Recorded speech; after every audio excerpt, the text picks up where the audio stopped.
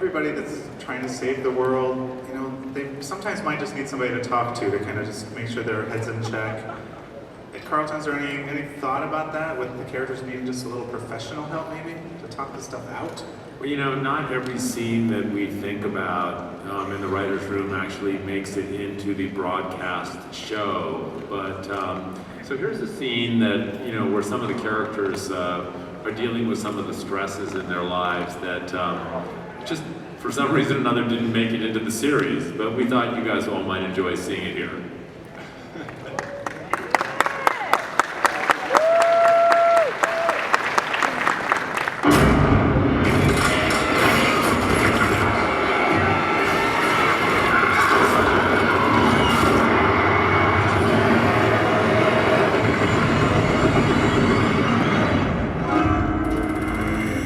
Welcome, everyone. Before we start, I'd like to thank Thomas for bringing the snacks again this week. Nice as always, the pineapple. Last week we focused on Zach and F, and I'd like to follow up on that. Zach, I'd like you to express your feelings to your father, and F, I'd like you to take it all in. Go ahead, Zach. You were never there for me. You were never there for my mother. You're a self-righteous narcissist. I hate you, you hear me? I hate you! And now, F, I'd like you to repeat in your own words what you heard Zach say to you. Well, I just heard Zach say that he understands the choices that I've made, and he loves and respects me, and he wants me to have sole custody. He doesn't listen to you. He never has. Hey, freak, get your hand off my son's knee. Aldrich, we talked about that. No touching. Oh, my apologies. Didn't mean to cross any boundaries. Vasily, you're awfully quiet tonight. Well, no real problems, you know? I can't believe you just said that. He still isn't over the fact that me and Dutch, you know, but we did. Is that true? I don't know what he's talking about. Maybe we need to do a role-playing exercise. Well, I'm a red catcher, you know, so I'm a big, tough guy, but I fall apart when the girl I like goes with somebody else, so then I turn into one-man Russian melodrama. I'm sorry, I didn't hear what you said. I was too busy doing science and saving the world. I only did it because I was bored. I mean, there's no internet, so... You're the one who shut the internet down. Because you paid me to. Thomas, I'm sensing something personal about all of this. Is that something you'd like to explore? I'm ready to roleplay if she is. Pass. Besides, I don't think I'm the one he's actually fixated on.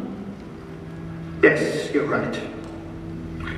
My greatest desire is to penetrate the two, to feel our essences commingling, like two disparate flavors on a tongue. Abraham, how does that make you feel?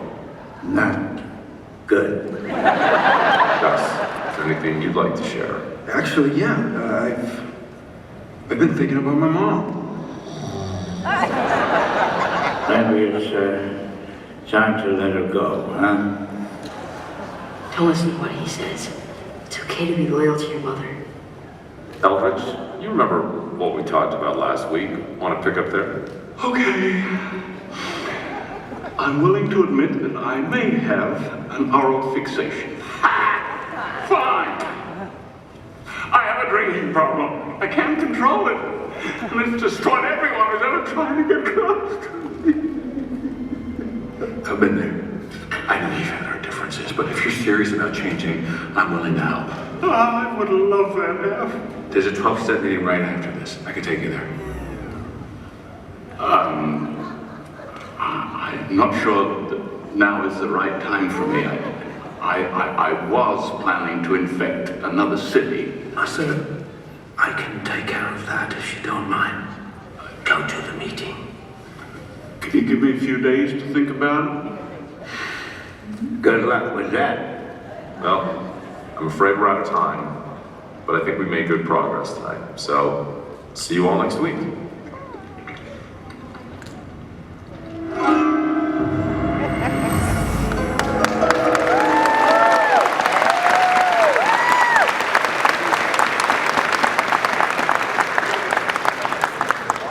That was fun. Okay. Richard, I want want to talk about Mr. Eichhorst for a second, because Max is very much in the Master's favor right now. How does he feel about all that? Yeah. Well, he considers himself, and by the way, it's explicit, the Master's special child ever since we've seen them. And to see somebody else penetrate that sphere is not to his taste, I guess. So you can guess that it makes him upset, yes. Is he still kind of tracking Satrakian and kind of just keeping an eye on where he is and what he's doing? Because they have such a long history together. Well, that's exactly the point. The story between both of them goes on, at least intimately. There is this thing, it goes a little bit in the backyard, just there is the outfall, the fallout, there is the nuclear bomb that exploded, and the vampires have taken over. So as long as Satrakian doesn't show up as a real threat, he's going to enjoy the brave new world he has created with the Master.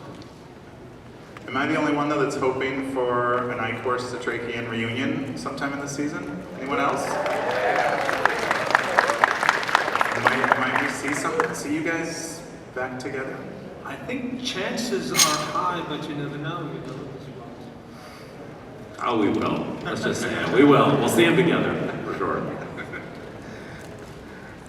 Also in this last season, you know, that's with the show ending, sometimes it's a time where you can let some characters go, and is everybody safe, or can we expect some scary ends for some of our characters? No, nobody's safe. I mean, absolutely not.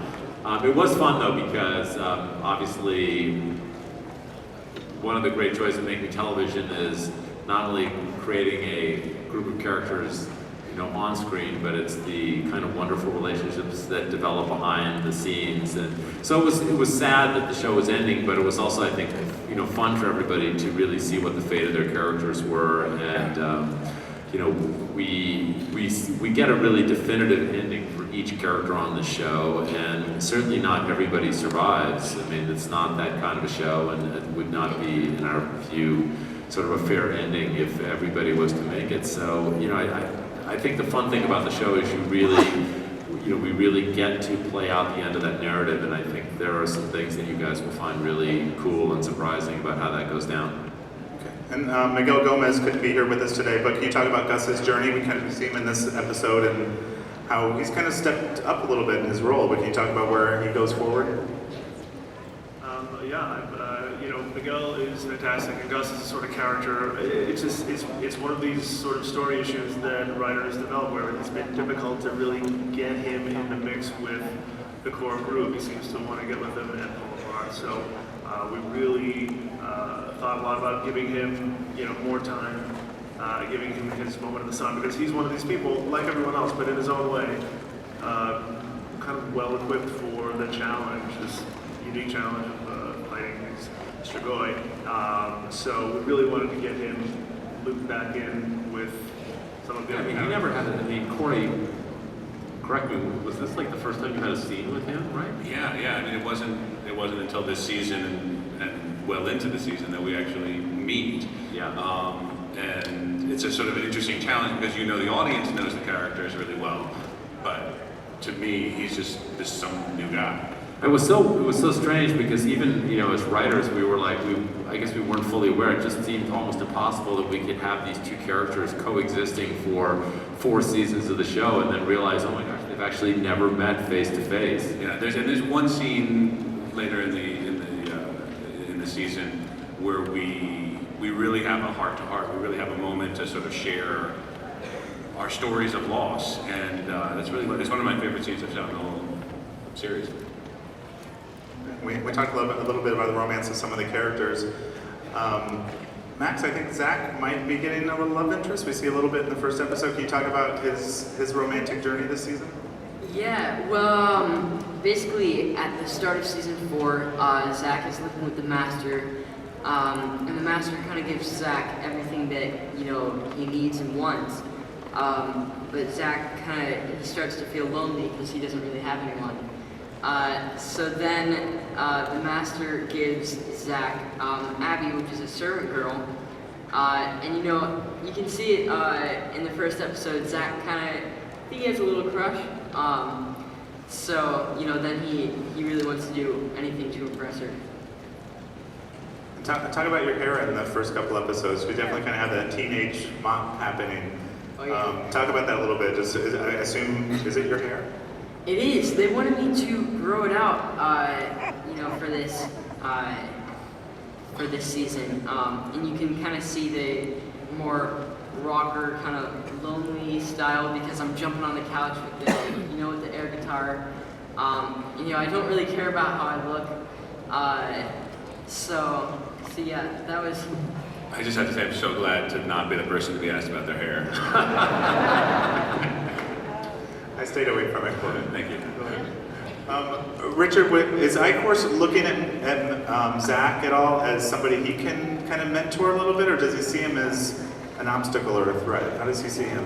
Oh, I think Eichhorst is one of those guys who has always definite hope for a lot of stuff, and seeing that the master is tutoring him, he's willing to step into that line and taking care of him in the place of the master.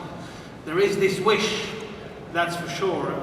You have seen that with Kelly, The moment the master decided Kelly would be a real streakoy, a first-hand streakoy, he takes care of her in place of the master, and he becomes the big brother, or he becomes the kind of streakoy gentleman for her. And in that way, you could say that there is this wish to be kind of a streakoy stepfather for him, because this boy has potential, big potential for us. And also, Jonathan Haidt's not here, but he is doing such a good job as the master. But this is, if you think about it, we've seen different actors playing the master through the course of the series. Do you approach it differently with different actors playing them, kind of knowing what you're going to get from them, and knowing Jonathan's been on the show since the start as well? Yeah, it was something that we discovered once, we'd cast Jonathan. I think, shows are really organic entities, and you sort of, the funnest part of the job is the creative collaboration with all the writers and all the actors. And so you write material, then you see what actors do with that material, you see the relationships that develop, and it became pretty clear early on that we thought that the master's ultimate destination would be to jump into Palmer's body, and that Jonathan would be kind of a great culmination of his character to go from being this human villain to being the sort of ultimate supernatural villain in the show.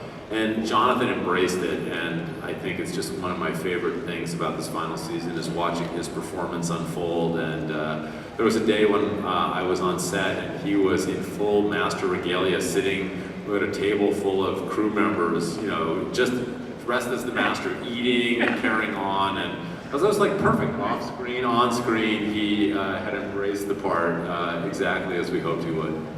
Would any of the actors here want a chance to play the master? Because I wore this for maybe 30 seconds, and it was a lot. But what would you guys think about kind of really going into that character and the makeup?